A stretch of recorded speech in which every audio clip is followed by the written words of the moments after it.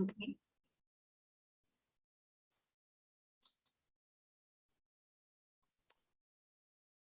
All right, let's get started. Good evening, everyone. My name is Steve Starcevich.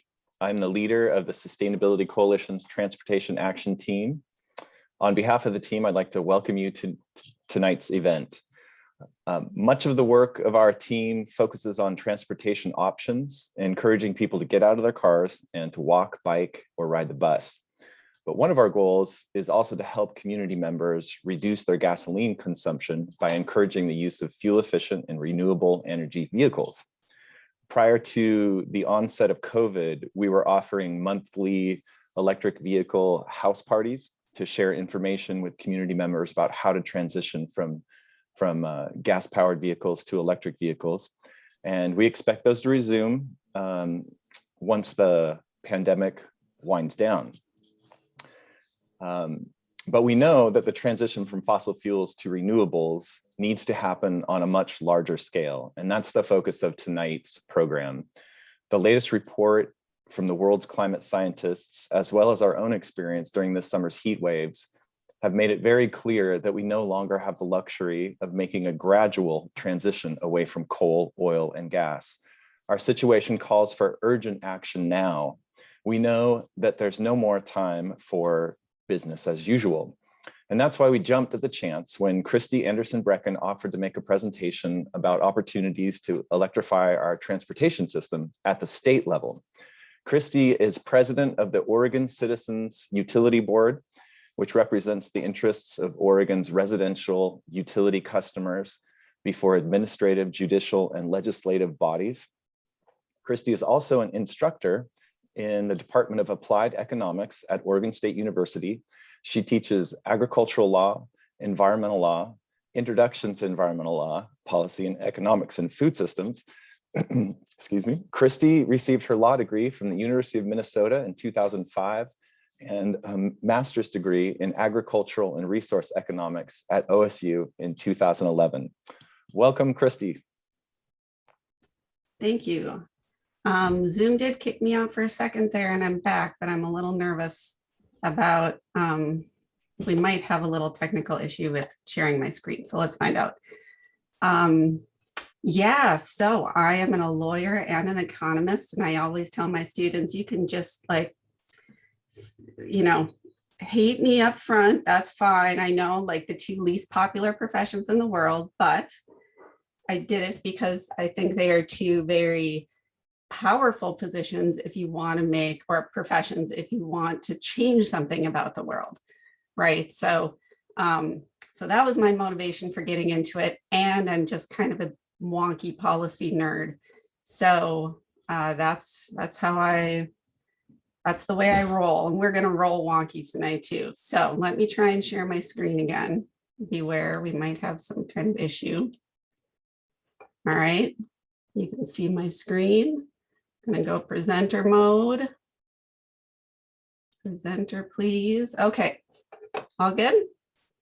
Yes, yes. Good. Okay, I'm glad that worked.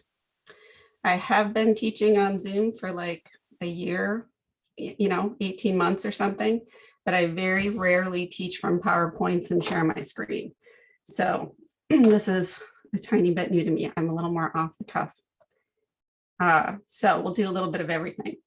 And just to clarify I will tell you more about the Oregon Citizen Utility Board as we go along, but to say I'm the president of the board, the organization is called the Oregon Citizens Utility Board, and I am president of the board of the directors of the Citizens Utility Board. So I'm not an employee. I do not work there. I am the president of the board of a nonprofit. So that's my relationship now to CUB, and I'll tell you more about CUB as we go along.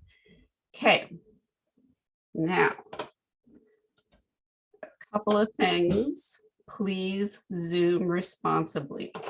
So I'm sure you all are very familiar with Zoom by now, but let's just review. Remain muted unless you are speaking. I welcome questions and comments. So as we go along, and I have been teaching on Zoom for a while now, so I have the chat open, so if you want to type something into the chat, I will monitor that. And if I see something, I might hold it for a second while I finish my thought and then come to it. So don't think I didn't see it. I might it might be in the queue. And I'm okay if you want to, use the raise hand to let me know, hey, I'd like to say something verbally. And so just be mindful of the time and the topic. I have so many slides. And that asked me to start at the very beginning. It's a very fine place to start, but that means I have a lot of slides. And so I'm going to try and move through them fairly quickly, but you can tell me slow down, speed up, or whatever. If you want to do that, you can use any of these other reactions too. So I'll be monitoring all of that, but it does take a cognitive load, and I haven't been doing it all summer, blessedly, and here we are. So go ahead and put in questions or raise your hand. Okay, ready? So I'm going to talk about Oregon's Transportation Electrification Plan. In the slides, you will see TE for Transportation Electrification because it's a lot to type up. Okay, so the plan tonight is that I will go general to specific. So I think we all know why we need to electrify transportation, but I'm just going to have a little bit of context first. Then we'll go to who has authority to accelerate transportation electrification, and we'll go through the layers of government to do that and get to why Oregon as a state has a lot of influence here. So then I will go through Oregon's recent transportation electrification laws, some of which were just passed in the last session. And then one more layer down to Oregon's Public Utility Commission, which has a regulation, a workshopping right now, but the regulations are going to have to be put in place based on those most recent laws. So that's the way we're going to go. That's the way I've organized it. Okay. All right. Little bit of context then. Why transportation electrification? So we know that transportation is a growing share of greenhouse gas emissions. And scientists have told us that there are 3 pillars to deep decarbonization. And we have these things in place. This is technically and economically feasible right now. We have pathways to do deep decarbonization if we so choose. So energy efficiency is the first, decarbonizing electricity is the second, and then switching from direct use fuels such as petroleum in our cars to electric sources is a third. Of course, these need to be done simultaneously at this point, so we're all moving in the right direction. So transportation is a big chunk of this is the US numbers, not Oregon numbers. Sorry, I'm struggling with my mouse here. Come on, there we go. And you see that if we start to, and electricity, of course, is a big source, but think about this. So this is 2019 numbers. In 2012, electricity was 32% of our greenhouse gas emissions, and total emissions really haven't budged that much. So it shows you that we are decarbonizing electricity and it's being picked up by other sectors. And so those other sectors need to be moved too. And then as we move those other sectors off of direct use fuels, that's going to push more into electricity, right? So then we need to decarbonize electricity. And so that's gonna all kind of funnel together. So you see the transportation is going to fit into that bucket, and it's going to result in more electric demand, and that electricity is going to have to be carbon neutral, right? All right, so go through the pillars really quick for transportation: energy efficiency and transportation. So I have an on-call electrical engineer at all time, Ted Brecken, who works at OSU, and so I can ask him these technical questions. So he did some calculations for me. So energy efficiency in engineering terms is the input required for a desired output, right? So if my output is to maintain a 70 mile an hour speed on the highway, right? what is the input required using different kind of vehicles. And we're just going to compare two extremes. So the input differences are going to be due to the power required due to the different aerodynamics. So basically the physics of that, right, as you're trying to push a large object at a fast speed, it has to displace all this air that's in front of it. Okay, so different aerodynamics means that there's more or less drag. So that's important. So the profile of the car matters. But engine efficiency is also important. So an electric car like a Leaf, we have a Leaf, converts 80% of the available energy in the battery into motion. Okay, so 80% of what's in your battery is used to move your vehicle and you and your stuff and your dog and your kids and whatever else you have in the car, right?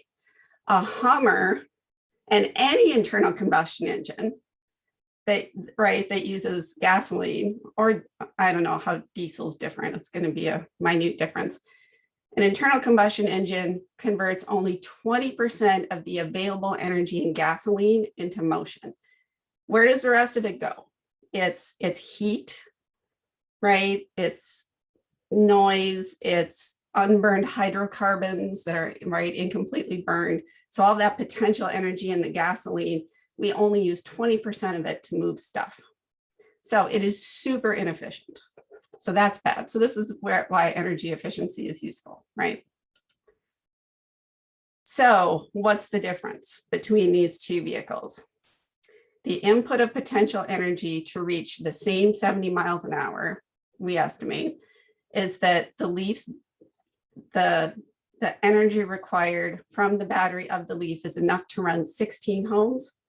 And if you compare a Hummer with its terrible aerodynamics, right, and its inefficient internal combustion engine, it's the potential energy in gasoline that could run 220 homes. So that's just a simple way to like visualize what's the difference here. We could talk about joules per second rates and kilowatt hours and stuff, but that's difficult. So if we can visualize it this way, you can see why efficiency is important. And we get efficiency both in the technology used for the drivetrain and the aerodynamics of the vehicle. So I'm not the engineer, but we'll let Eric and others do the engineering part.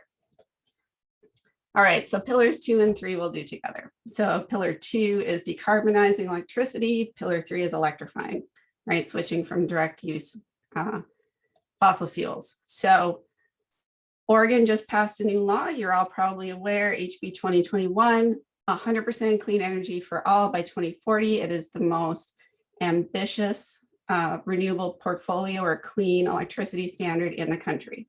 So this applies to the investor-owned utilities like Pacific Power that serves most of Corvallis, and Portland Gas and Electric, and Idaho Power, by the way. And these 3 investor-owned utilities in Oregon serve 74% of Oregon customers together. So that's a lot of Oregon, right? So we'll talk about consumer co-ops and municipal utilities later, but just make a point that this is who is covered and it has to be carbon-free electricity by 2040. And the law covers electric service suppliers that serve many large industrial customers. So that's an additional level of decarbonization. So that's awesome. And then the electrify part, we'll see this more later. In 2019, EVs were only about 4.4% of new cars in Oregon. So that's not that many, right? And when we talk about adding new cars to the fleet, of course, we're turning over the fleet. So, older cars stay on the road.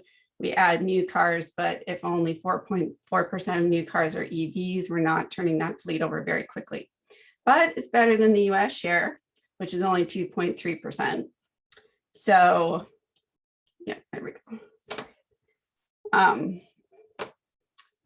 I have so much stuff right now on my screen that I can't see the side of my slide. So I'm doing my best. But other countries like Norway are way ahead of us. So I've lived in Norway. My son is actually living in Norway right now. I predict that he will live his adult life in Norway, honestly. Norway, almost 75% of new cars are electric. So it can be done. And it can be done in places that have, rural populations and urban populations and cold and, all kinds of things. So the rest of the world is getting ahead of us. Even China is ahead of us, and we can do better. So we'll talk about policy and how that matters. Of course, there's a lot of things that go into this. Income inequality is an issue, infrastructure is an issue, policy is an issue. So there's a lot to go into these numbers and why they're different. Okay, so that's the why part. Now we get into who has authority to accelerate transportation electrification. And the point is that we have multiple layers of government in the United States. We are a federalist system, and those levels of government have different powers. And it's going to take a portfolio of policies at every level of government. But the state in this particular situation can play a really big role. So we'll go through that. All right, we're going to do a little bit of civics. You might know some of this, you might not. Let's just remember, what is the authority of different levels of government, right? So this is a big part of the classes I teach. This is always fun. So the federal government, federal powers are limited to those listed in the Constitution. The federal government is one of enumerated powers. They're limited. Here's my Constitution right here. I always have a pocket Constitution nearby. So the Article 1, Section 8 gives us all the powers of the federal government, and the Commerce Clause is the one that we use for a lot of environmental issues and pollution issues. So the Clean Air Act, the Clean Water Act, all of our major federal pollution laws are largely authorized through the commerce power in the Constitution. Of course, the federal government can also tax and spend. So taxes and then subsidies and so forth, taxing bad things, subsidizing things we want. Also a power, federal lands are in there. And federal law is supreme and preempts conflicting state law. But the good news is that most of our environmental laws work on a principle that we call cooperative federalism. So for the most part, the federal pollution control laws do not preempt the state laws. States still retain a lot of powers to do what they want. Okay, so states, we say, have the police powers, and the police powers is simply to regulate for the health, safety, and welfare of the people. It's what you would expect a government powers would have. So, when the US was formed and we were first 13 colonies and we were breaking away from the British, every colony was like, they had their own governor and they were like, the king made me a governor. So then when they broke away, they were like, haha, I'm like a king, except I'm a governor. And we get all the powers of, that a government would have. They didn't want to give that up. So that's where we get this federalist system, right? So states in our system are really sovereigns. They get those full government powers. They've given some power over to a federal government in the Constitution. It's sort of like a contract amongst the states for how they will coordinate, right? They'll give over some authority to a federal government. So in the police powers, of course, you would expect health, safety, and welfare. Pollution control would be in there. And utility regulation is in there. So states retain their ability to regulate utilities within their jurisdiction. So the federal government does do some regulation, of things that would cross state lines, but states still have this power. So that's where we're going to base ourselves now when we think about why is the state doing this. Okay, so states have that. Police power, which includes utility regulation. Local governments are simply a subdivision of the state in our system. So states incorporate local governments, they turn over some of that police power. Local governments can then use that within their jurisdiction, right? So transportation systems, utility agreements, things go in there, but local governments can be preempted by state laws. So that can be a conflict sometimes. It's actually not a conflict that I'm seeing in this particular topic of transportation electrification. And households. So households have the ability to make all kinds of decisions, right?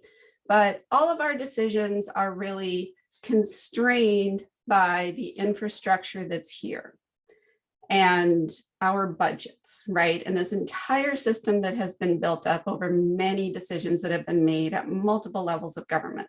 So while households have the ability to choose, say, an electric vehicle, that choice is more or less easy for various households, depending on, what resources they have, where they're located, and all kinds of things. So households are constrained. So if we go up the ladder to this higher authority, we can hopefully remove some of those constraints and allow households to make these choices. Okay, so it's a systems-based, policy-based approach that we're going for here. All right. Any thoughts, questions, anything? Everybody good? Okay. All right, tiny bit more civics then. The Constitution establishes these lines of authority. There is a hierarchical system. So the federal Constitution has a supremacy clause, which makes the Constitution is the highest law of the land. The supremacy clause of the Constitution puts federal statutes and treaties at an equal level, but above states. So that means that states can be preempted, right? By federal law, but as I said, no federal preemption of state utility regulations. So we're not really thinking about the federal government in this context when we look at the rest of tonight's topics. But another important thing, the separation of powers, right? So the separation of powers creates three co-equal branches. That is not a hierarchy, but in this decision-making process, it does in the sense that what happens, we have what we call the delegation doctrine. So the legislative branch first has to make some kind of generally applicable law to say, what people can or can't do, or maybe generally like the Clean Air Act, we're going to place limits on pollution. We're going to, create some sort of framework for this. But then that law delegates authority to the executive branch. And in the executive branch are these administrative agencies where scientists and economists and yes, lawyers all work to create regulations to implement those laws, right?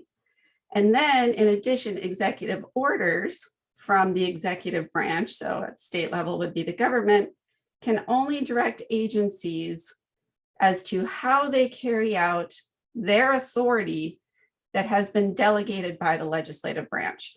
So it's important when you're thinking about the lines of authority, how can I influence some process? You have to trace that line of authority back to what is the law that was passed by the legislative branch, and then work your way from there.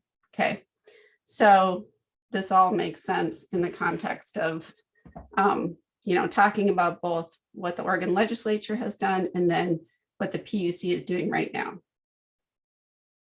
All right, so any questions before I move on? We all good? You all know this? Thumbs up. You're all good.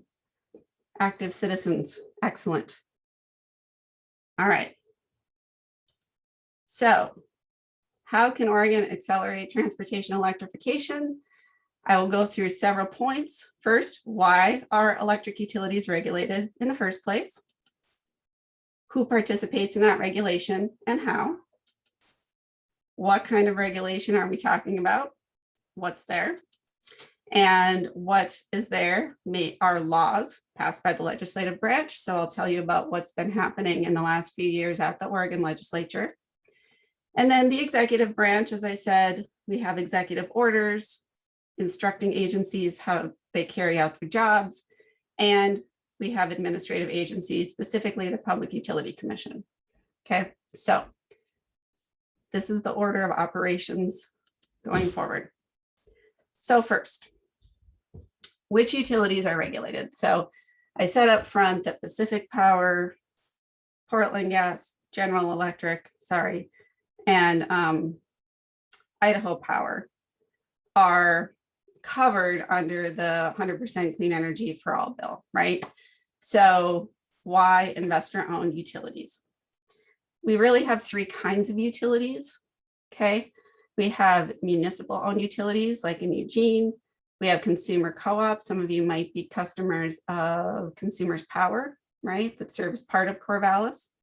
And those are nonprofits. So if you think about the decision-making authority, if you are a utility that is controlled by a city or by your customers, like in a consumer co-op, that's who has power over you, right? That's who has power to make decisions for the utility. So because they're nonprofit and they're controlled by citizens and customers, we expect them to make decisions that are in the best interests of their citizens or customers. So we have those two kinds of utilities that generally are not as regulated.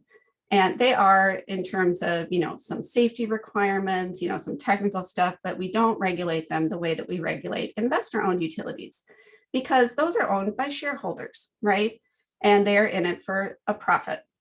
And so those investors could be anywhere. They are not served by the utility. They're not making decisions on behalf of the utility's customers or people as citizens. They're making decisions on behalf of, their own profit motive. So because they are for profit and because they are not controlled by the people whose decisions are affected, we regulate them. And there's another good reason for regulation.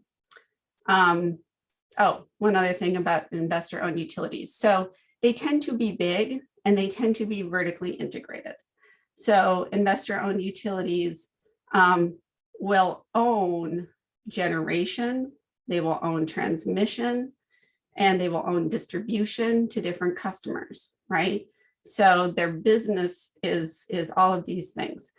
So they can also do other things. They can buy power on contract from other generators like wind turbine operators or BPA, right? So Pacific Power does that, and that's totally fine. They also use other people's lines, right? When they buy and sell electricity on markets. So they do all of that as well. And for our context, they also own or plan for distributed energy resources. So residential solar, for example, they have to plan for the fact that I have solar panels on my roof, right? Because now they have a little bit of extra generation, which looks like decreased demand from their side, because I'm making my own electricity during the day, and probably many of you are too. And then, of course, electric vehicle charging is another kind of energy resource. It's a demand on resource, but it could provide other kinds of services. So if they do, really smart stuff with it, they can, slow down charging if they're in need of more supply, like if they have high demand, right? So they could slow down EV charging a little bit if they need to. So there's different ways that they can really use this as a distributed energy source. And there should be rules about that and how they work that and put that into their system. And then in addition, they have the power to charge different rates to different types of customers. So there's industrial customers, at different voltages, and then there's commercial and residential customers, which is all of us, right? So when they are regulated and they go to the PUC, there's different people with different interests in the room dealing with, you know, kind of representing themselves and how they want the, you know, a regulatory process to come out. So, you okay? Everybody fine? All right. All right. And then why do we regulate them? Because they are a natural monopoly that is seeking a private profit. So when the electric system first got all set up, you know, and there were different companies all trying to serve different customers. Apparently there's even one street in Portland where there's still like 2 utilities that have put lines because they're all trying to compete with each other, right, to get different customers. But that's kind of stupid and doesn't make sense because we don't need all of that. we don't need to duplicate all of that effort. So the state stepped in and said, wait now, okay, everyone should be able to get some electricity. And so we're going to divide up the service areas. So there's a single provider in each geographic location. They don't compete with each other on price or quality. Just have to say, Texas is different. We saw some different Texas outcomes, and thankfully we're not Texas. So there's different ways of organizing a system, but the way we do it in Oregon, we are still highly regulated, and those utilities have authority in their service areas designated by the state.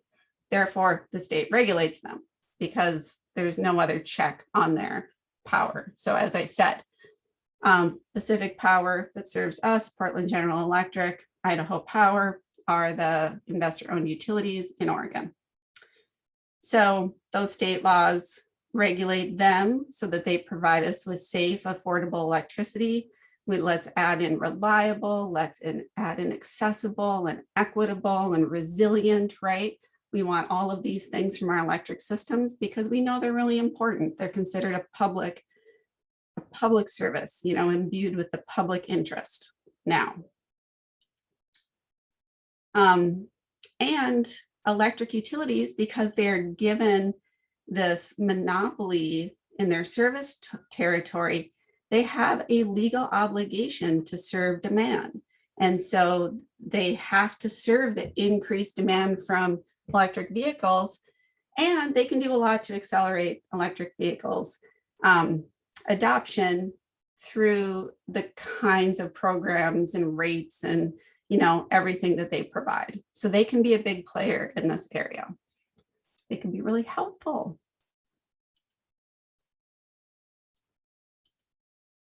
All right, so revisiting our hierarchy here, let's see who's involved.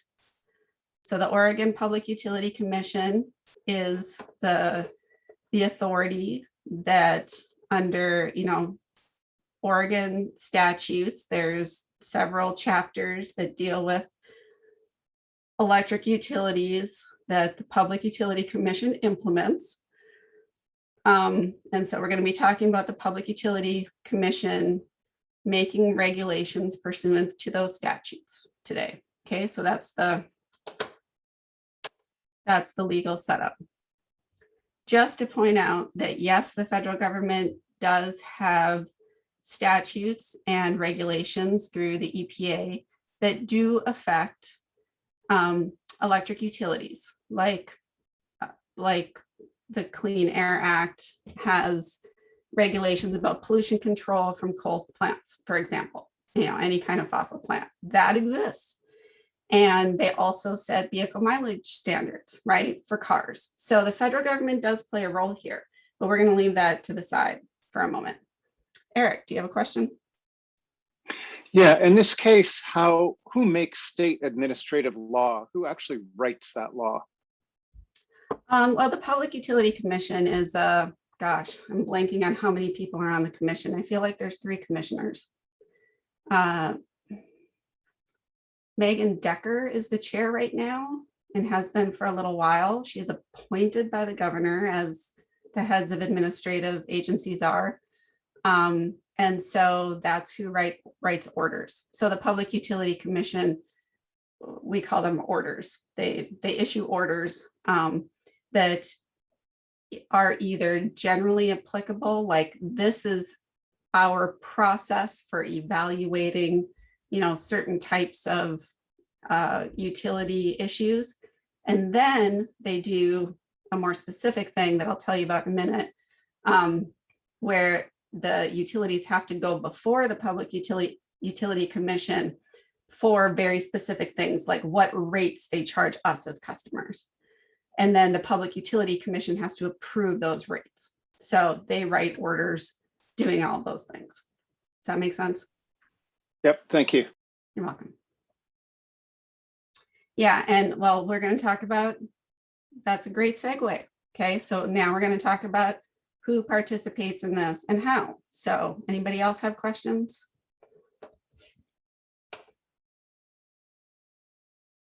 Before we go on. Okay. All right, who participates and how? All right, so who participates? So we've talked about the legislature, right? And we've talked about the Public Utility Commission. They're at the center of all of this. Of course, utilities, they want to have their say, right? So utilities show up at the legislature, they show up at the Public Utility Commission, they give their opinion about the way things should or shouldn't work, right? As I said, industry is often, our industry is a customer, and industry sometimes buys its own power separately, not from utilities. And so there are rules and regulations in place that might affect them and how much they pay and, access to what kind of electricity or where it comes from, right? Environmental and public interest groups also have a say and have been involved in all these decision-making processes.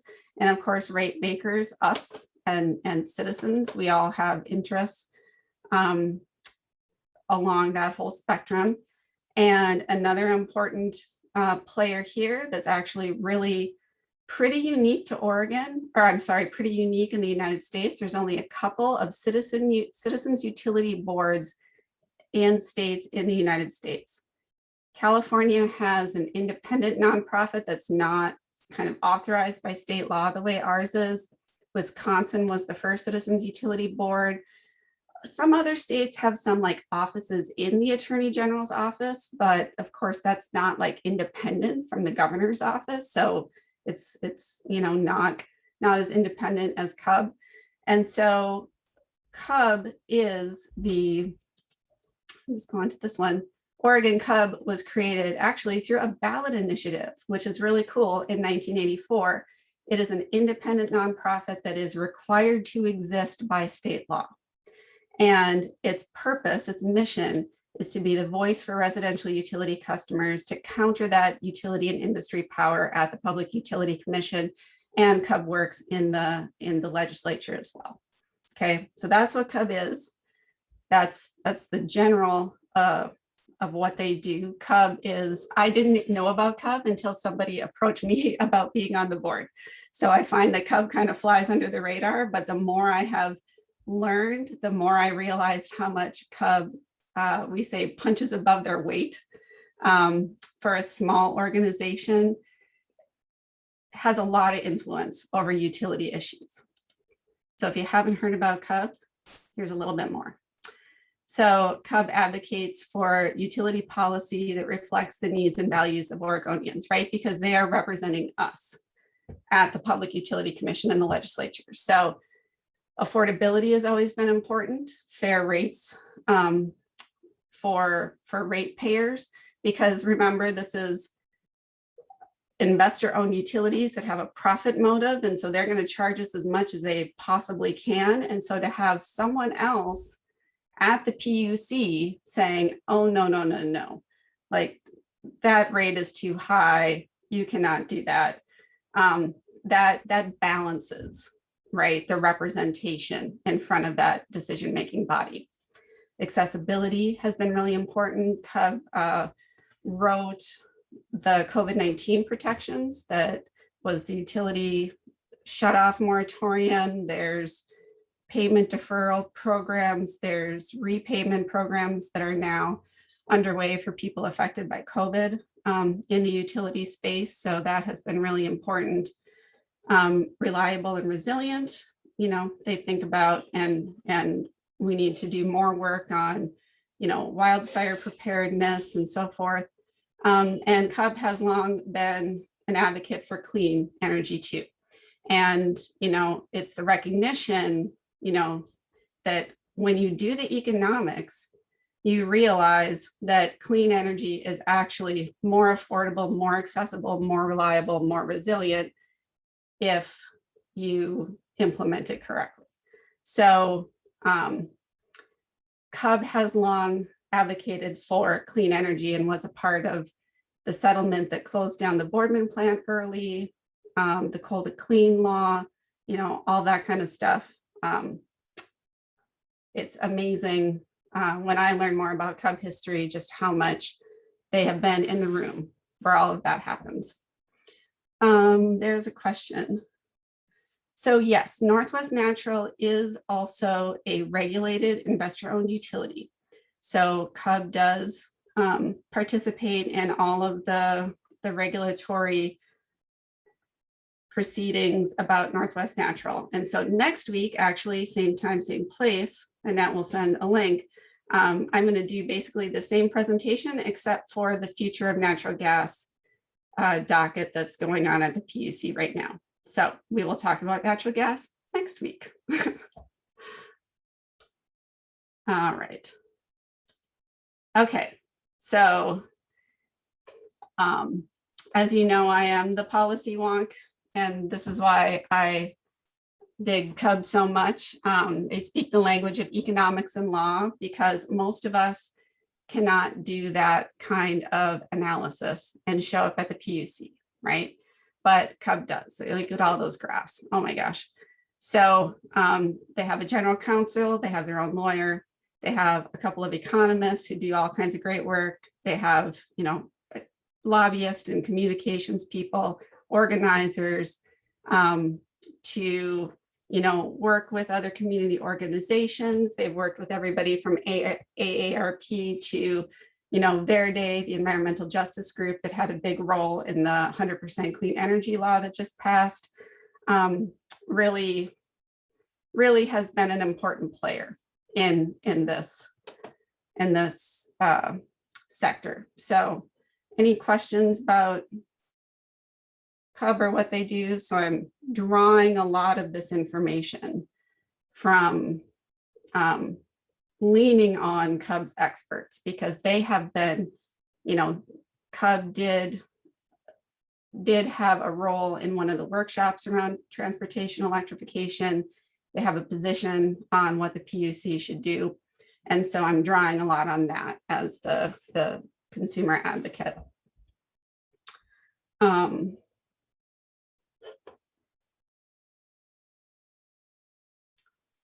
So Bailey, I'm not sure what, don't know what I'm going to read so that I can,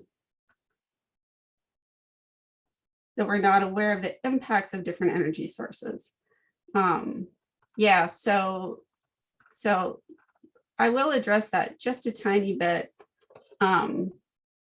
here as we go on about where is a place where we get to, or someone gets to influence what energy sources are coming to us through Pacific Power, since we are captured, we are in that utility service territory, and we don't have a lot of influence directly over them, but we can in the process. Okay, so any other questions about who participates and how? Okay, I'm going to move on to what kind of regulation now. So this is where, so we're getting more and more specific as we go. All right, so first, some of the laws. So in 2016, we had the coal to clean law. Coal to clean is known for, its name comes from the fact that, the second line here, that we are phasing out coal-fired electricity sold into Oregon by 2030. So there was the settlement, the decision, which closed the last coal plant in Oregon. The Boardman plant actually closed even earlier than agreed. It closed last year. So now we don't have any coal-fired electricity being generated in Oregon, but Pacific Power and other utilities still buy coal-fired electricity from out of state because they own some of those resources in Wyoming and Montana, right? So Pacific Power has a huge territory over, I think it's 6 Western states, but I can't remember. So Coal to Clean said you may not sell any more coal-fired electricity into Oregon by 2030. And asterisks here, HB 2021, this last year, 100% clean energy for all is overriding that even a little bit and getting us to clean even faster than before. But I'm including it here both because it is decarbonizing our electricity and also because it specifically allowed utility investments to accelerate transportation electrification. But it was only a very general policy PUC, you may allow this. Okay, so it was a very general directive. And then in 2019,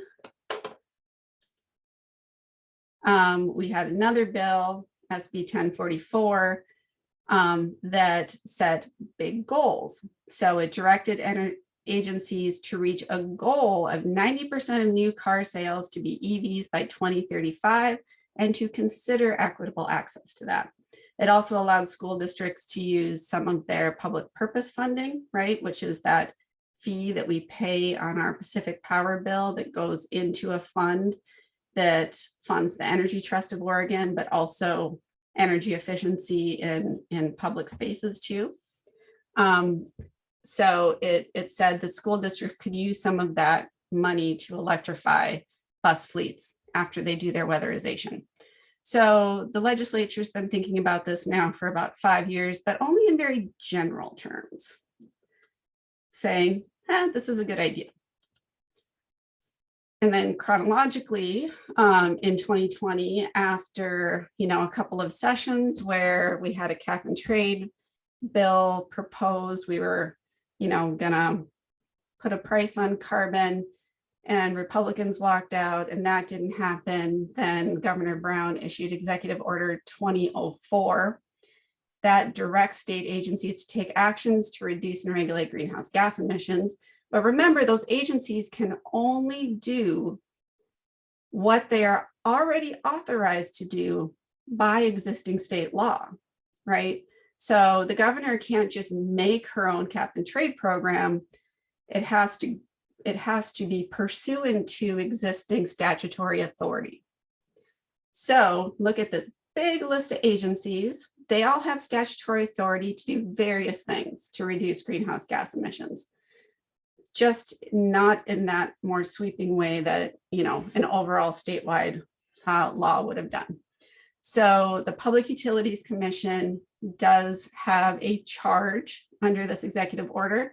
They're supposed to support transportation electrification infrastructure, look at the utility portfolios and consumer programs to reduce greenhouse gases, prioritize activities to advance decarbonization, address and mitigate inequities for environmental justice. So it's a prioritization, but they can still only act pursuant to the authority that they have.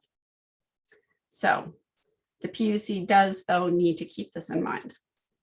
And we care about this infrastructure part right now for their current workshop. All right, so you saw that we had some laws that created some goals. Well, we're not reaching our goals, okay? So by 2020, we were supposed to have 50,000 EVs registered. We only have almost 36,000 at this point. So we're not there yet. And how are we ever going to get to 250,000 by 2025 at this rate, right? So the legislature can set goals, but without some kind of policy, it's not going to happen magically or because of people's goodwill. People are constrained by the infrastructure we have. We need something else. Okay, I look at this chart and I thought about a couple of other things. So if you look at some of this data, you see that electric vehicle adoption increases with higher income. You know, that's a pretty clear correlation on that graph. I didn't run the numbers, but there it is. Also increases with urban counties. This is interesting. So this is some Cub generated numbers here. If you look at how many EVs per 1,000 residents, the Portland General Electric service area has 11.1 per resident. The rest of Oregon, 8.4. So if you take out Portland General Electric, right, that's the Portland metro area, only 7.5. So urban areas have more EVs and stronger policy. So the PGE service area is actually beating California, right? And California has the strongest policy in the country supporting EVs. Washington's still pretty good. You know, we're doing better, but look at compared to the United States, you know, so this, you know, West Coast Pacific area, our environmental policies tend to be stronger. We're doing better on these metrics than the country as a whole. So policy matters. Okay. So recognizing we're not meeting our EV goals, stronger policy came to us in the 2021 session. So HB 3055 says that investor-owned utilities can file transportation electrification programs and plans with the PUC. Now, the PUC already had that authority, right? But wasn't given a lot of direction. So the legislature was more specific and said that utilities may recover the costs for those investments. And this is important, and I'll bring it up later. It recognizes the systems and societal benefits of transportation electrification, including decarbonization. So the PUC can take that into consideration. Okay, so this is an important one. This transportation electrification package, also important. It requires transportation electrification investments of at least 0.25% that comes out of Pacific Power and PGE and Idaho Power's annual revenues. Okay, so specifically directing these companies to use a small portion of their revenues and reinvesting it in these in transportation electrification. Half of that has to be dedicated to underserved communities. So we'll talk about more how that's, you know, where that is in the process and how that might be realized. This package also increased the rebates and accessibility through the electric vehicle rebate program, but importantly, the charge ahead program that actually doubled it. It used to be $2,500 rebate for EVs. Now it's $5,000 for new or used EVs that is accessible to lower income households. So you have to pass an income test in order to get the doubled rebate. But there it is, and that's an accessibility issue. And that's, so the legislature is being more specific in that way. All right, and then one more, the EV Ready Building Code. The state building codes will now require at least 20% of parking spaces in new commercial, multifamily, residential, and mixed use buildings to have EV charging, or sorry, to be ready for EV charging. So they don't necessarily have to put a charger there, but they have to wire it out so that it's ready for that. So that reduces the cost later when somebody does put in that EV charging, right? Because they don't have to deal with the 240 volt out to the space. So, and then municipal building codes can require higher percents. So that's starting to incorporate this into ongoing building code issues. The PUC doesn't have anything to do with it, but I thought you'd probably like to see the full package. All right. And so these are the two we're going to talk about. We're going to talk about those plans and programs and the annual investments. So that's what the PUC workshops are about right now, how they're going to implement those laws. All right. So here is the docket. Well, But before we do that, let's pause for questions again. Yeah, so ETO does already provide some incentives for residential construction. So you can see how this, this transportation issue is really divided up among a lot of agencies, right? A lot of agencies have their hands in it. And that is part of, I'm not going to talk in depth about it, but part of the PUC workshop is they are thinking carefully about how do we coordinate with all these other agencies and make sure we're all creating rules and policies that work together well. Any other questions or thoughts? Thoughts on the charging bottleneck and how to approach it? Well, I think, Rob, that's the whole rest of the presentation. How do we get more? So within the context of the laws we have here and the PUC's authority, right? The PUC now gets to figure out how do we use this authority to overcome those bottlenecks. So I do have a couple of recommendations. And CUB has recommendations. I need to give credit where credit is due. So right now, and I have the information for you at the end if you want to, make comments on this docket or get on their email list. The PUC opened this docket, which is an investigation at this point. It's not a rulemaking yet. They're gathering information about TE investment and the framework they'll use going forward. So their purpose is how they will implement all of these new laws and reach our goals. Just to give you a tiny bit of history, the PUC did issue an order a couple years ago that was fairly restrictive and really, like it says here, it really only allowed some investments on a pilot project basis and mostly with PGE. So that could be why the Portland area has more as well, right? Their policy has been better and PGE has actually been doing some pilot projects. But a lot of it is just about like helping homeowners, limiting it to homeowners to help them, get charging at home. It hasn't been taking a more system-wide approach, and it's only looking, previously or up until now, they only look at like, what's the benefit to ratepayers? They don't look at a bigger societal impact. They only are looking at where EV charging is essential, like it would be really important to put it here, but no one's done it yet. Oh gosh, I guess we need to do it, right? And the utility has had a separate EV rate class. So if you have an electric car, but you don't have anywhere to plug it in at home and you have to use public chargers, you pay 3 times the rate generally. I have a friend who, has an EV in Portland, but he was renting and he would like come here and plugged in at my house once or twice, even though I don't have a fast charger. And yes, Corvallis, there's not a whole lot of charging in Corvallis. I would love to go to Newport. Newport really needs more charging. Deb,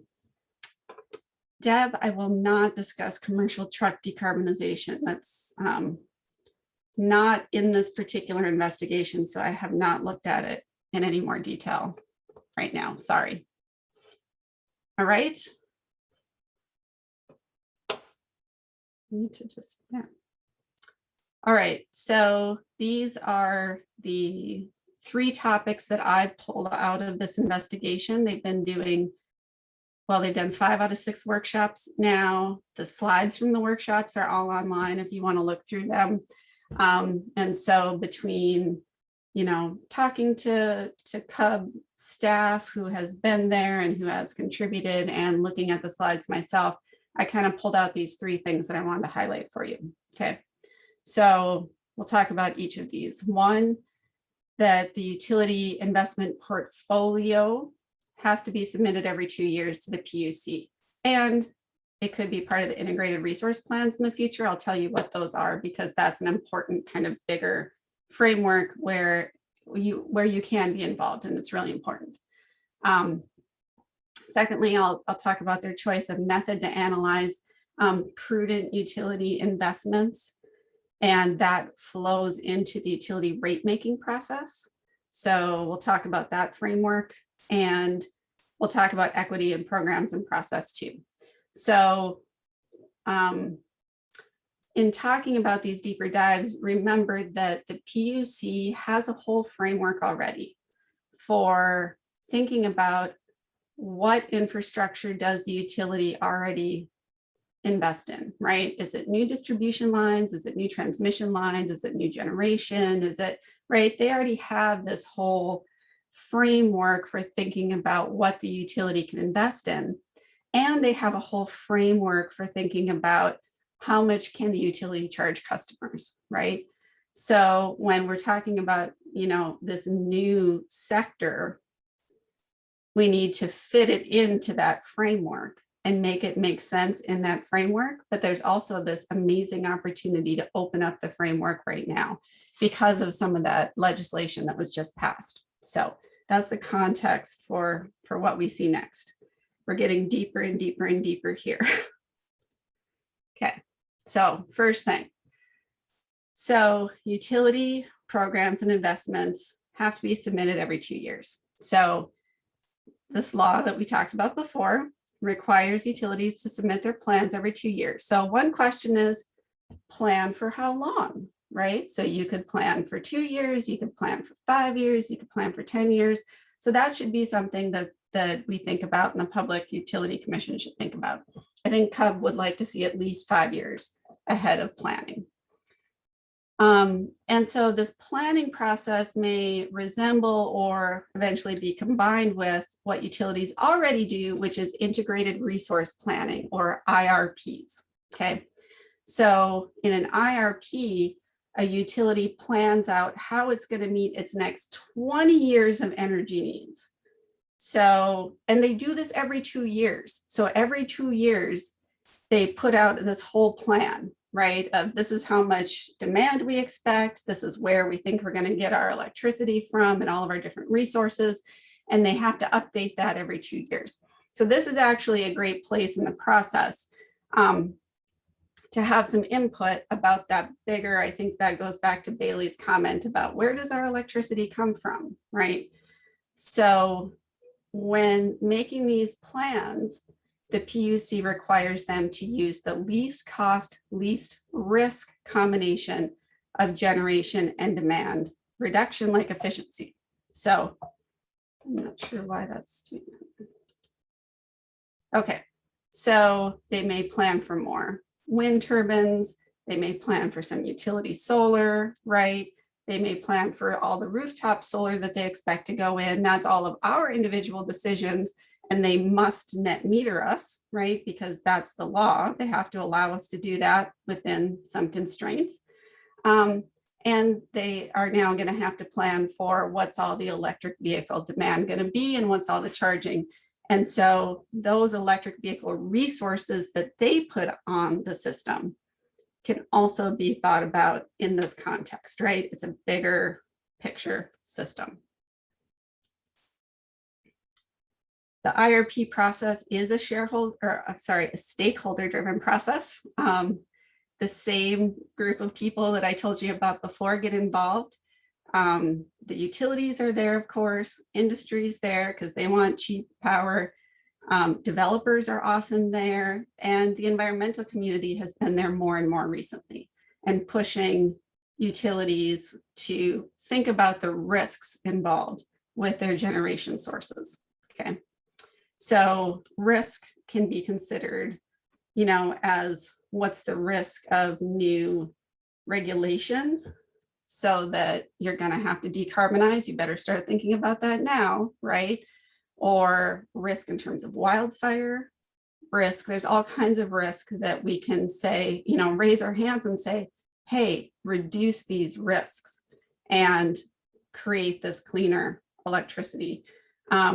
And that usually goes hand in hand with being least cost. So that's, you know, that's the great thing. That's part of the economics of electricity these days.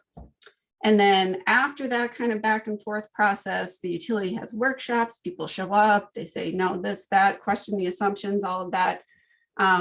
then the PUC acknowledges the plan. So the utility at least has this little, okay, you've done your due diligence. But then again, it basically, as soon as it's done, it starts up again because it's every 2 years. So it's constantly being refreshed. So that actually is, Oregon also is a little bit unique in this and has a stronger process than a lot of other places. So question.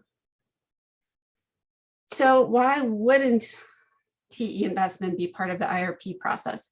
That is a good question. I think right now it's because the legislature passed this law that said you have to have a TE investment plan every 2 years. And it didn't say it has to be part of integrated resource planning. But I think the PUC should be, thinking about that and push to say, hey, just make this part of the integrated resource planning. But at this point, because they have all of these other legal requirements, I want to highlight that legal requirements part. The utility also has to work within all of those different requirements that they have from state law as well. Okay. Why isn't all public transportation electric? Well, basically because we got to buy all that stuff, right? And so it is being phased in. There's a graph I didn't put in here, but it is being phased in all over the world. And you'll see there are some places here where the utilities also should be pushed to include that public transportation and everything within their plan. So let's talk about where that'll fit. Okay. So I doubt that OSU has a mandate to electrify its vehicle fleet. It's a good question, and it's something that should be done. I know that I think they're making progress, but I'm sure it's not completed. All right, so one other wonky thing is the PUC uses particular economic tools to analyze prudent utility investments in their rate making process. So rate making is when the utility goes to the Public Utility Commission and says, this is how much we want to charge customers, right? And in general, they always say, we want to increase rates by X%, right? That's typically what they go in front of the PUC and say.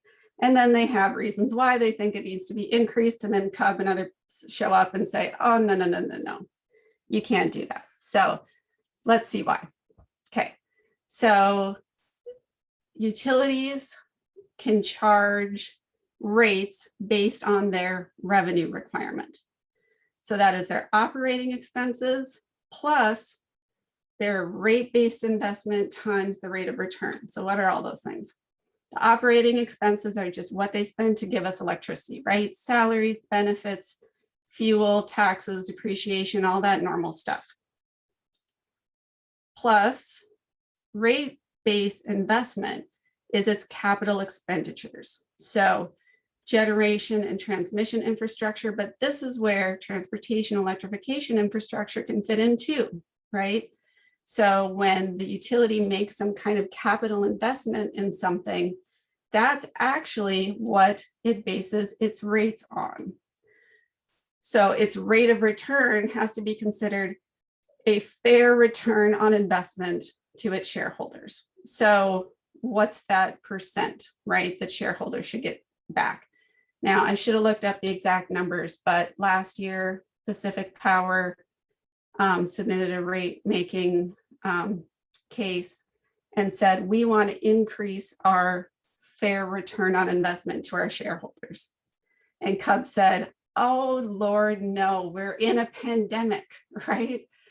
People are unemployed. The people are hurting. Why would your investors get to increase their rate of return and extract more from us? This is ridiculous. They withdrew that request. Actually, instead of having a rate increase, we're having a rate decrease. After they all argued about what is a prudent investment that can go into that capital expenditure and not go getting that rate of, increasing a rate of return. So that's why you want an advocate, right? Someone who's watching this and saying, no, no, no, no, no, this is not fair. Eric? I remember when, in the parentheses there, it's capital expenditures times fair rate of return. Mhm. And this was used as an argument by activists, at least in the Washington area, coal-free Puget Sound energy, to say, you're being incentivized to keep investing in coal and coal plants, right?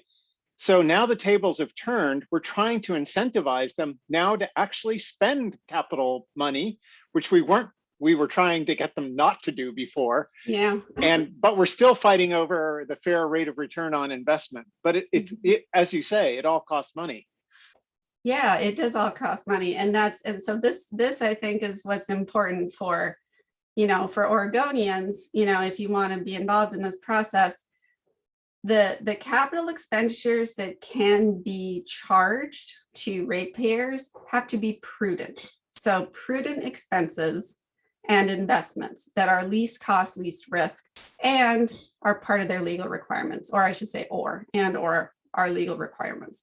So the least cost, least risk part we saw in the integrated resource planning, right? So if we can push for saying decarbonization is the least cost, least risk way to meet our electricity needs, that flows into this rate making process. And yes, invest in that stuff. Great, right? And the legal requirements are, maybe there are some things that aren't prudent, right? That aren't least cost, least risk, but they are your legal requirement. Therefore, you must do it. Okay. So we'll see how some of these transportation electrification laws are actually kind of getting us out from under always keeping that least cost, least risk requirement. But I still think it's important, and CUB still thinks it's super important that we keep that least cost, least risk framework, because, the most vulnerable people cannot be, cannot bear the burden of increased rates either. But what we know and what we've seen in the history in the Pacific Northwest is that, and Pacific PGE actually is a great case study for this. As they've decarbonized, their rates have come down.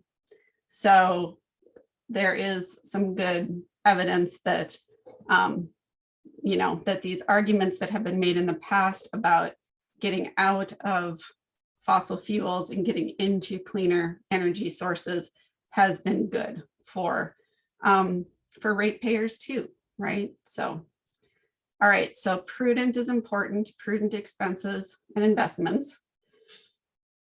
And then, just note there, if you look at this formula, that the profits that get returned to investors are based on that rate base capital investment, not on the energy sold to consumers. So they don't have an incentive to sell as much electricity as possible. That would be bad too, right?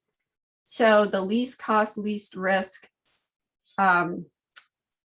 resource that any utility has is energy efficiency.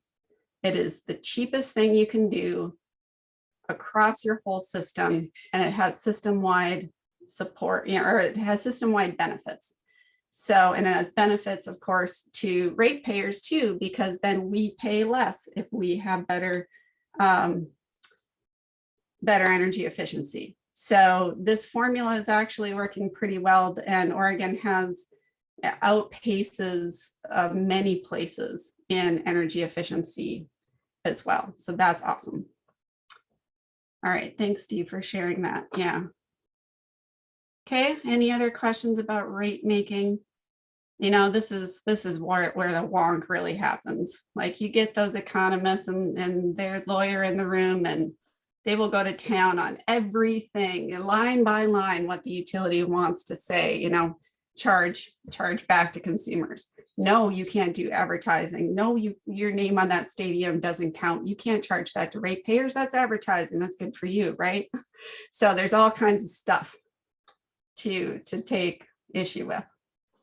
So Yeah. Regarding energy efficiency, that Mhm. wasn't typically in the capital expenditure column. So wasn't that a difficult road for a while to get them to essentially spend that money?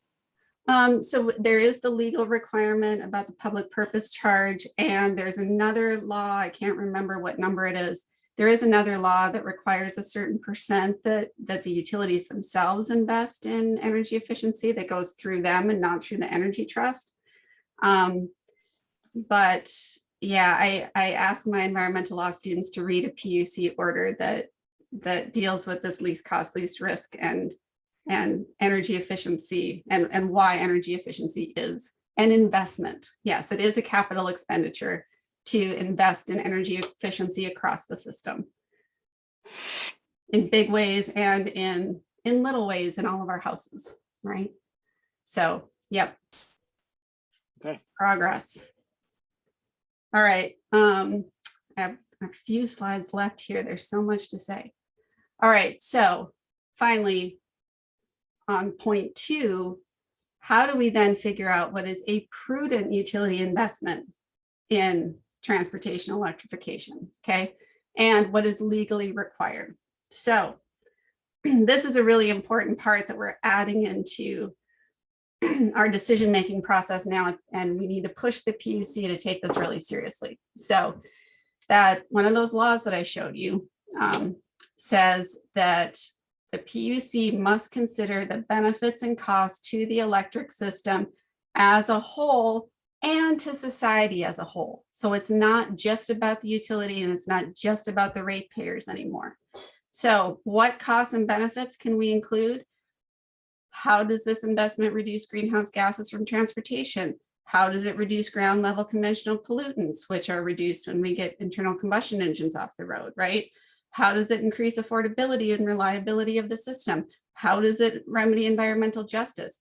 This all now can be considered as to whether some transportation electrification investment is prudent or not, okay? So here's a recommendation flowing from those first 2 topics. So if we take a portfolio approach to the utilities programs and investments, then we can look at them as a whole, not just as standalone programs. And so Cobb is arguing that instead of going to the PUC and saying, well, we, the utility, want to provide some rebates and discounts for fees to our customers. Here, approve that, right? Well, that's one thing, but put it together as a whole program, make it systemic, because if you go on a one-off basis, all you're going to do is go chat with the PUC staff and do lots of investigations and not get very much done, right? And so there's another economic point I'll make in a minute, but what can we think about as a portfolio, right? So they can invest in infrastructure, they can make more public charging so that we get rid of our range anxiety. They are not serving multifamily housing right now. They're really only serving homeowners, so rentals are also important. Workplaces, fleets, that gets back to someone's question about buses and taxis and OSU and everything, right? So this is all infrastructure that they could do, and it all works together. Other kinds of programs, awareness campaigns about EVs, they could fund that. They could fund those rebates and discounts. They could fund grid integration. So there's system level work that needs to be done here on the technical side, right? And using EV charging for grid reliability, super important. And then on rates and billing, this reduces the total cost of car ownership for people. Maybe that should be considered as a benefit to the consumers. Also think about the EV charging. If you're charging more for charging away from your home than at your home, then renters and other people, that's not going to be fair. That's going to be a higher charge for EV charging than someone who owns their own home. And other kinds of grid supportive charging programs that could be put in place. So you can think about this as a package and a portfolio. So we're really wanting the PUC to make the utilities come with an overall plan, not just these one-off pilot project type things. Okay. Is there a way Oregon could discourage installation and maintenance of gas stations? Actually, so that's, yeah, the gas station question is a different topic. I have heard a cool podcast about that, but my mind is so full of transportation electrification, I can't remember the answer right now. But yes, I think there's ways to do it. And I like to remind my students that, you know, like these 20-year-olds, I tell them gas stations were not built on a natural wellspring of refined petroleum, right? Like this isn't something that like nature put there for us. We built this and we can unbuild it and we can change it, right? And we can build new things. So we need to not think about these things as, you know, things that have to, you know, that forever shall exist, right? This is built infrastructure. We've done it before, we'll do it again. That, you know, to have a gas station on every corner is not going to be a public necessity in the future. So that is a good question. And I think it's something that should be talked about. All right. Okay, I already told you I was going to be wonky, but I'm going to get even wonkier now. So do this in a simple way. When we think about, right, when those economists dig down and say, are these investments prudent? They use fancy tools like benefit cost analysis, right? And so the way that we, you know, if we evaluate these as a portfolio and not a single project, then there may be ways that like one single project might not make financial sense, but when you put them all together, they do. So some things are going to be money makers, you know, for the utilities. PGE is, I guess, is like, has like $10 million extra in revenue or something like that because of their electric vehicle charging. And you know, and so yes, they're gonna increase revenues because of this. They're gonna sell electricity, right? And that's fine. And also think about what counts in each of these categories. So if in the societal test, right, this is very cost effective. Oh, sorry. So I'm going to go back for a minute. So first off, if we only look at this from the utilities perspective, they might say, oh, this particular program has negative net benefits for us. It's going to cost us more in investments than we're going to get back in revenue. We don't want to do it, right? So we don't really want that. We may have good things like, look, this is going to reduce rates for all consumers because when we sell more electricity, right, we're spreading out all of the cost of this infrastructure over more kilowatt hours that are sold, and it'll actually reduce costs and it'll reduce bills for the people who are participating in these programs. So that's awesome, right?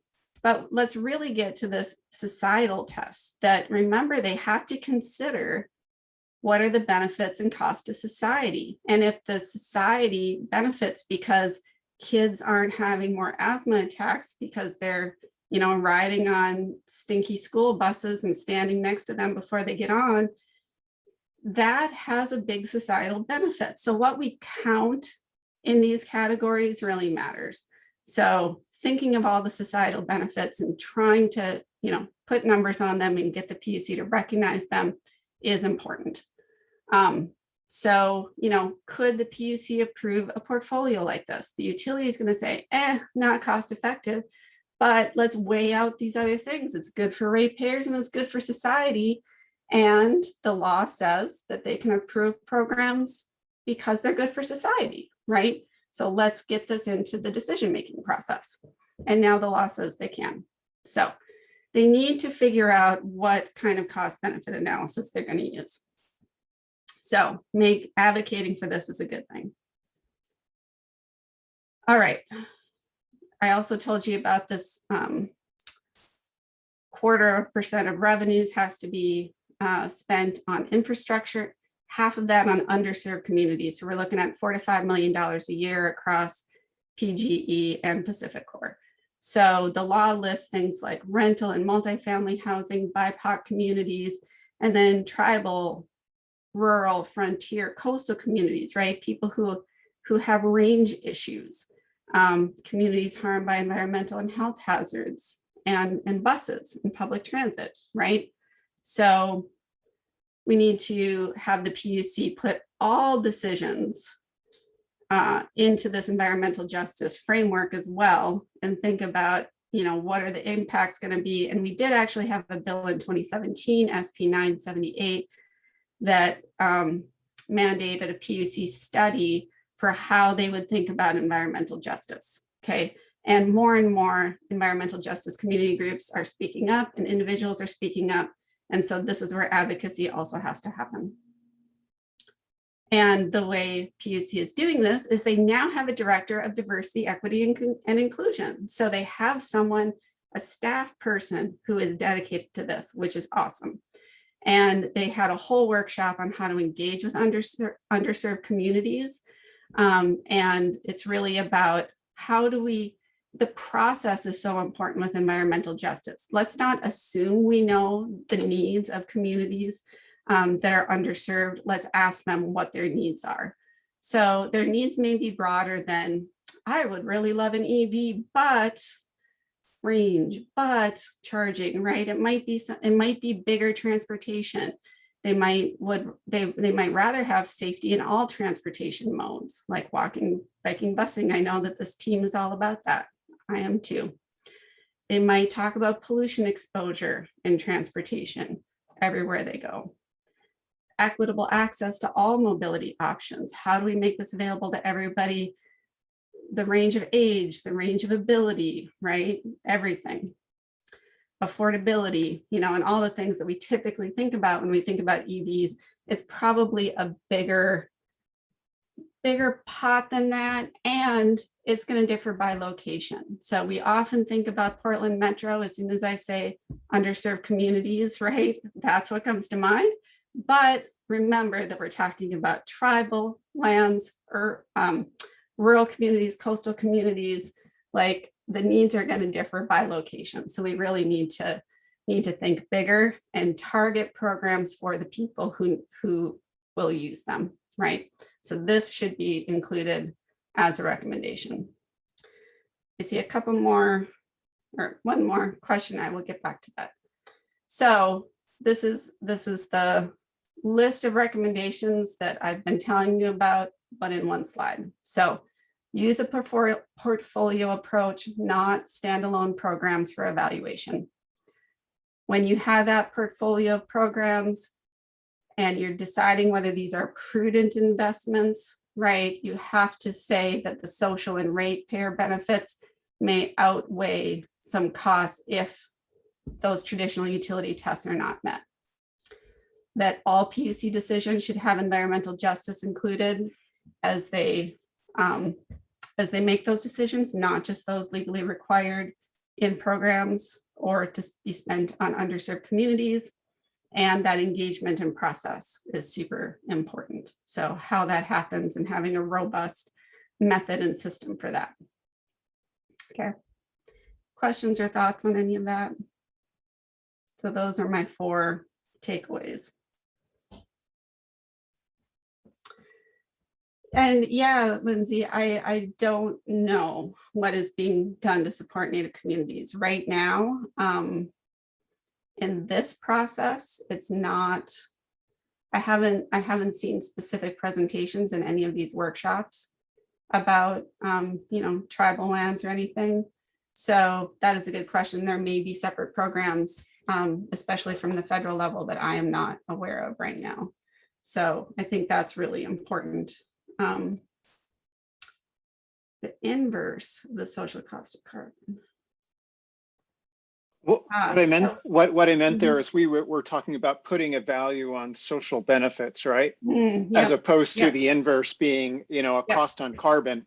Yeah. But I had already a preformed question about, the social cost of carbon is going up, at least in policy circles, finally. Yeah. Yeah. So, and so Oregon uses these more qualitative metrics, but some states like Minnesota specifically include social cost of carbon in its utility decision-making.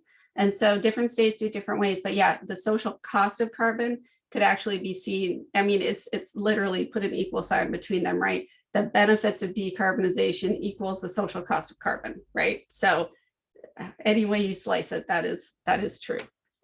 Does the state own the medians on the interstate highways? Oh, goodness gracious, you're getting beyond my knowledge. I don't honestly know. I think so, because I think they maintain them. So yeah, the state can install charging stations, but I think the state would rather have the utilities do it, because the utilities own all this stuff anyway, right? And the utilities already charge for electricity. So, and there are all of these other companies that, you can go charge your EV with, and those companies obviously pay a rate to the utility and they charge you something more. So I think the idea here is that if the utility does it directly, the utility can simply charge us residential rates, just like we would if we were at home, right? Without the middleman. So, yep. And the state could provide the land, right? I mean, the utilities have the power of eminent domain from the state for making utility decisions too. So I think all the tools are there. I think it's just a matter of where we choose to put them. And yeah, rest stops are great. So somebody asked about local stuff. I don't have detailed local things here, but just to point out that local governments obviously have a lot of authority over transportation systems. And if you think, I mean, if cities are 70% of greenhouse gases, and we can get rid of whatever 36%. This graph is a little bit old. From cities, that is a big benefit. So yes, cities, and you all are working on the city level, and I've done some work with some of you on the city level. So we need to keep doing that. And but the PUC can make this happen as well, especially since we're in the Pacific Power service territory, and maybe, and cities also can talk to the PUC, they can participate in these proceedings, and of course governments have a strong voice. So I think governments should get involved and say why this would benefit their cities to have these kinds of programs, and how a program like this would benefit them, right? So yeah, let's get the city involved at the PUC level too. All right, so this is just, I have a couple follow-ups. I think that, here's the good news, is that our science and technology and our values and our laws and our economics are all converging more and more. And that's where policy happens, and that's where policy needs to be for decarbonization. Some of you may have, I heard a news headline the other day that that a new study said we are on a 2.7%, I'm sorry, not percent, 2.7 degree by 2100 trajectory at this point. That is right in line with what this 2020 study says. But, this is their hope. I don't want to live in a 2.7 or 3 degree world either, but, we have been talking about 4 or 5 degrees. We've been talking about 5 degrees for a long time as business as usual, but look at what we've done, right? We have done a lot, like as a world and at all these different levels. It's everybody working together. And so I think we still can bring it down some more. So you might look at this and say, oh my God, 3 degrees is terrible, which is true, but we can do this, and we have already done this. So I like to end with this. I hope it's helpful. So 2 last things. Oregon City Citizen Utility Board is a membership organization. You can become a member for $5. You can join, or more. You can join an email list. You can join action alerts. You can look at the CUB website to get a little bit of policy wonk anytime, really. So it's all there, all the social medias, not TikTok. I should make them do TikTok. Then my daughter would be interested. You can also submit comments on these workshops still. The last one will be in October, so you can email the list, get on the list, email, mail, or phone, and that can send this out later.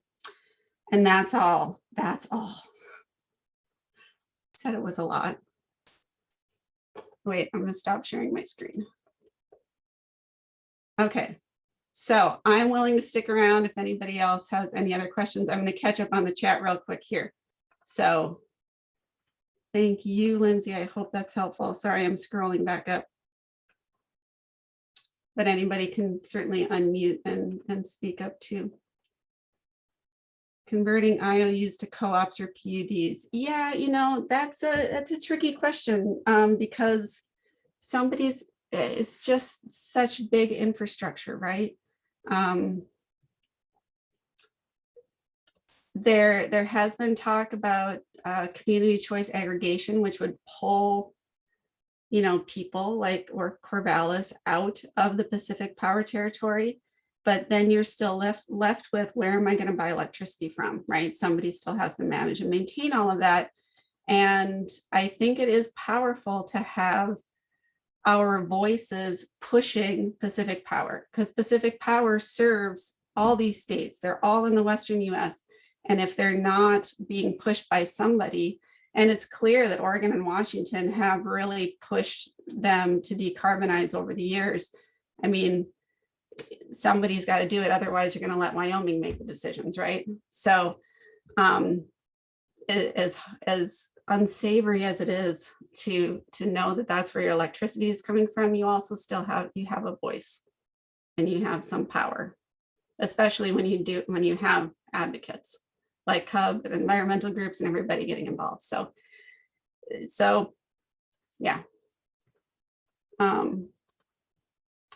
Letting utilities install chargers and sell renewable energy gives them an incentive. Yep, absolutely. So if you can label it and charge more, if you can make this a blue sky charging station and pay 10% more, the utility would love that too, right? Like, can I charge you more? So that might be all right. That might be part of a plan. New vehicles for Benton area transportation are selected and purchased by the state. It could be lack of that size vehicles. I'm not sure. I don't know the answer why, Dave, and I think we should ask Benton County about that. Put it on the list for the Transportation Action Committee.